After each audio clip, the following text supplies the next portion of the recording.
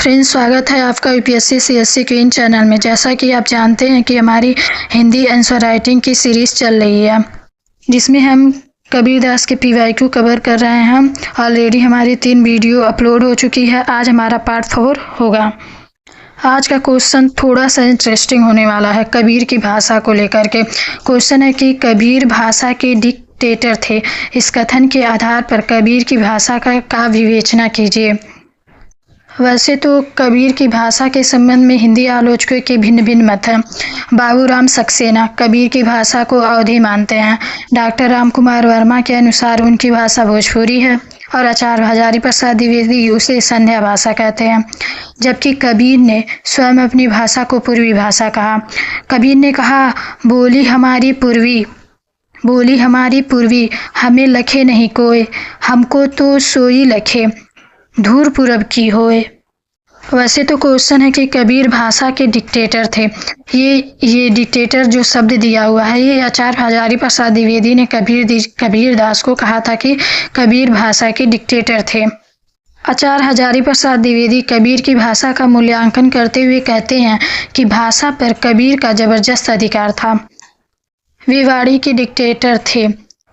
हजारी प्रसाद द्विवेदी जी ने कहा कि जिस बात को उन्होंने जिस रूप में प्रकट करना चाहा, उसे उसी रूप में भाषा से कहलवा लिया। बन गया है तो सीधे सीधे, नहीं तो दरेरा देकर। हजारी प्रसाद जी कहते हैं कि भाषा कुछ कबीर के सामने लाचार सी नजर आती है।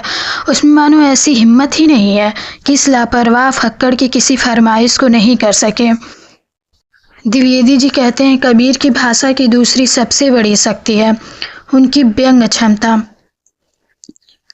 कहते हैं कि हिंदी साहित्य के 1000 वर्षों में आज तक ऐसा जबरदस्त व्यंग लेखक पैदा ही नहीं हुआ।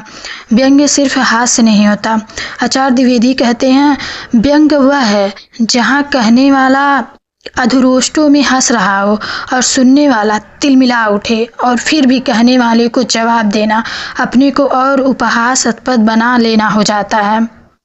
कबीर दास के मैं आपको 2 दोहे बताती हूँ जो उन्होंने हिंदुओं के लिए और मुसलमानों के लिए कहा। हिंदुओं के लिए उन्होंने कहा, कबीर ने हिंदुओं को कहा कि उन्होंने कहा था कि मूर्ति पूजा की वो कड़ी आलोचना करते थे। उन्होंने निंदा की, अगर पत्थर पूजने से भगवान मिलता है तो मैं तो पूरे पहाड़ को ही पूजने लग जाऊंगा। कबीर दास ने कहा, पाथर पूजे हर मिले तो मैं पूजू पहाड़, ताते तो चक्की भली पीस खाए संसार। वहीं फिर वो दूसरी तरफ मुसलमान लोगों को बोलते हैं कि कबीर जी हिंसा का विरोध करते हुए कहते हैं, एक जीव दूसरे जीव को खाता है तो कबीर को बहुत ही टिस होती है। वे उन्हें समझाते हुए कहते हैं, बकरी पाती खात है ताकि काढ़ी खाल, जो नर बकरी खात है तिनको कौन हवाल। वैसे इनके दोहे इस प्रकार से हैं तो सुनने वाले को गुस्सा तो आएगा ही आएगा। फिर उन्होंने आचार्य द्विवेदी जी के शब्दों में कहें तो अत्यंत सीधी भाषा में भी ऐसी चोट करते हैं कि चोट खाने वाला धूल झाड़कर चल देने के सिवा कोई और रास्ता नहीं पाता। पंडों और मुल्लों के प्रति भी उनके व्यंगों की आक्रामकता देखने को मिलती है।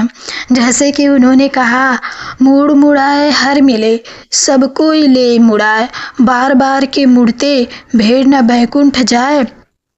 फिर उन्होंने कहा, काकर पाथर जोरी के मस्जिद लाई बनाए, ता चढ़ी मुल्ला बाग दे, क्या बहरा हुआ खुदाए। कुल जमा बात यह है कि उनकी भाषा में विचारों को स्पष्ट और 2 टूक शब्दों में कहने की अपार क्षमता थी। वे सामाजिक कुरीतियों और रूढ़ियों पर बिना किसी झिझक के सीधे प्रहार करते थे और उनकी भाषा इस कार्य में पूरी तरह सक्षम थी। कबीर की भाषा उस लापरवाह फक्कड़ संत की वाणी थी जिसने भाषा को अपने विचारों का दास बना लिया, न कि स्वयं भाषा का दास बना।